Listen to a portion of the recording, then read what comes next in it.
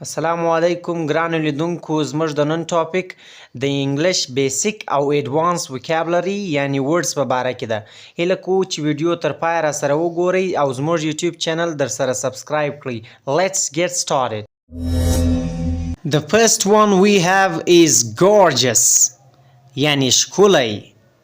دویم دی زموږ سره superb یعنی عالی.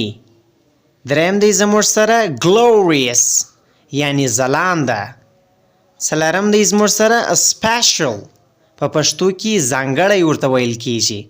پنځم دی زموږ سره outstanding یعنی شانداره.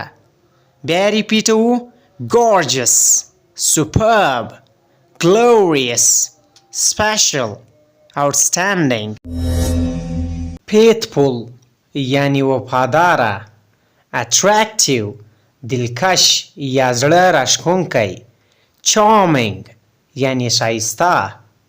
beautiful دا د هغه ساینونیم دی یعنی ښایسته.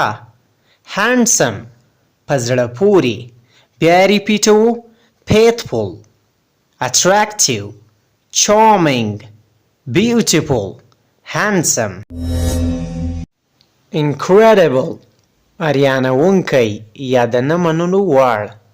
stylish پیشینی. magician یعنی جادوگر. stupid احمق. terrible ډارونکی. بیا ریپیټوو incredible, stylish, magician, stupid, terrible. rain یعنی باران. snow یعنی واوره. hailstorm یعنی ژلۍ. storm یعنی طوفان. dust یعنی دوړې. بیا یې تکراروو rain, snow, hailstorm, storm, dust. politics سیاست. politician یعنی سیاستدان. demonstrate مظاهره کول. worker کارکن. president باچا.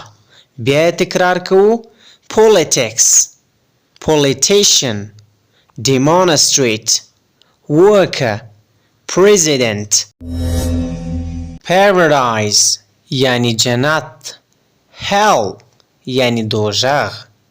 angel فرشته. sky یعنی اسمان.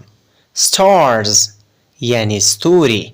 بیا تکراروو paradise, hell, angel, sky, stars. death یعنی مرگ. dead یعنی مړی. bath یعنی غسل یا غسل ورکول. anguish یعنی عذاب یا فکرمند. grave یعنی قبر. قبر ته گریو او قبرستان ته گریویارد ویل کیږي.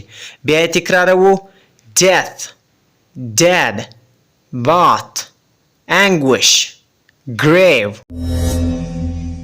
sick یعنی ناروغه. mercy یعنی رحم. merciful یعنی رحمدل. pray یعنی دعا. blessing یعنی رحمت.